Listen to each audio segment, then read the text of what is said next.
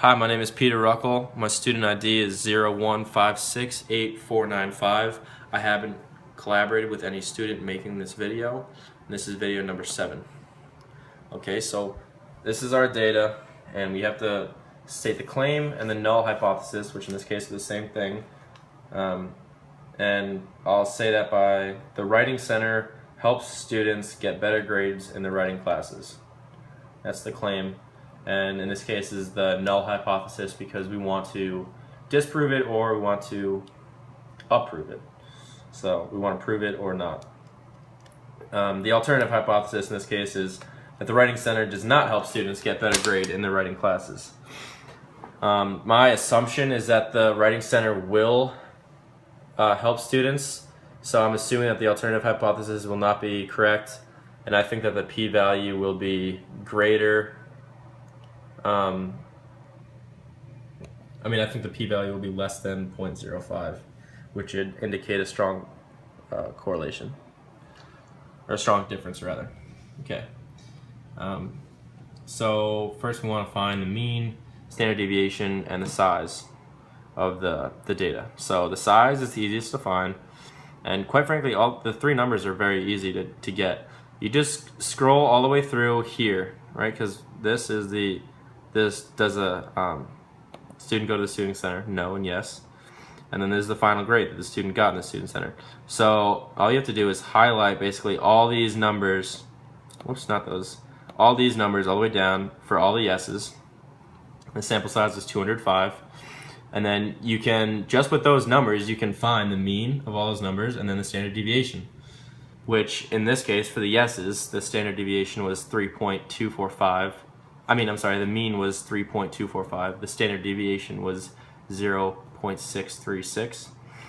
And then for the no group, you highlight up here, and there's no numbers here, but that's okay. That won't skew our. Even if you wanted to, you could actually just start from where there are numbers. You can. Then you just highlight all the way up. This sample population is way bigger. It's 3,331 students, which means most students didn't go to the Writing Center.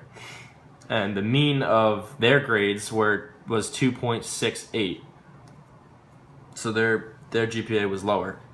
And then the standard deviation was 1.396, which is a greater standard deviation than the yes students. Okay, so now that we have those numbers, we can go to our stat, go to our t-stats, to sample, and we want a summary. Okay, so we have sample 1 and sample 2, which is the sample 1 is the no students, the sample 2 is the yes students. So all you have to do is put in the sample mean for the no students, which is the 2.68, and then the standard deviation, which is the 1.39, right? And then the sample size, which is 331.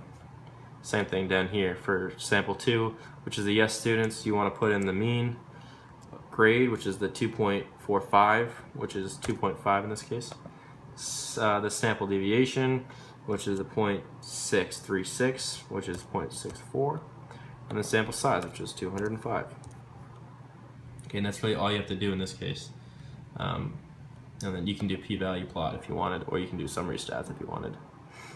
Okay, so we go compute, and this is what we get here. Okay, so we go over, click on that, and bam, this is our p-value here, is less than 0.0001. And that right there gives us that our p-value is in very strong support that the numbers are drastically different. So my conclusion in this case is that yes, the students going to the student center did in fact help them have better grades in their English class.